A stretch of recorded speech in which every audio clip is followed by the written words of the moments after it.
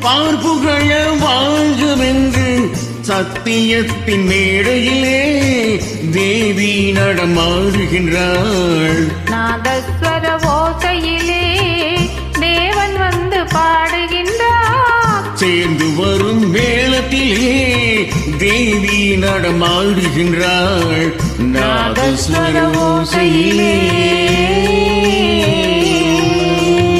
நன்றி, வணக்கம். நன்றி.